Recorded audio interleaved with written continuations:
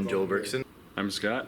There's evidence Ian exists. And this is Lab 7 about interference. This is Young's double slit experiment, sending light through two slits. It's a division of wavefront, so we're looking at the interference. We first send the light through a polarizer so we don't saturate our camera. Then we send it through the actual double slit. We put the double slit at variable distances, and then we measured over several fringes. On the x-axis, we had the distance between the slits and the camera times the wavelength of the laser, and then on the y-axis, we had the fringe spacing. So if we put the 1 over the slope of that, we would get the actual slit spacing. And then using some air propagation, assuming there's a plus or minus 1 millimeter in the distance from the slits to the camera, and also that there's a 10% error in our measurement of the fringe spacing. We got about a 10% error. So approximately the slit spacing is 243 microns plus or minus 24.3 microns. This is the Lloyd's mirror experiment. What we're doing here is shifting the mirror by 300 microns up and down. And so what's happening is we have our actual source, and the mirror creates a virtual source. And those two sources are interfering all the way at the CCD camera over here. And so we're recording our fringes, finding our fringe spacing.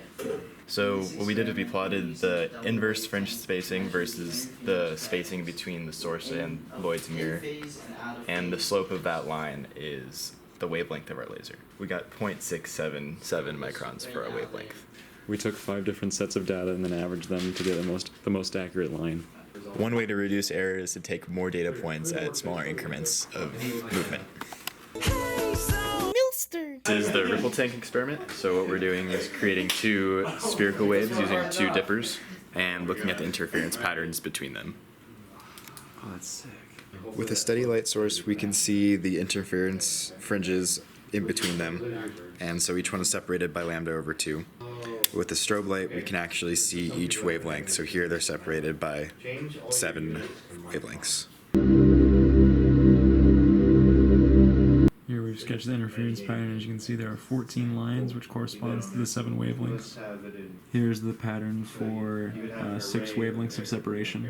Here's the sketch for 5 wavelengths of separation. So what we learned in class, we know that 2 spherical waves interfering with each other should create hyperbolic interference patterns, and we can see here that that's what it's doing. Yeah. Nice. Yeah, bye.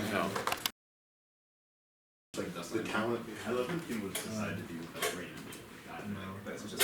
Hi, I'm Joel.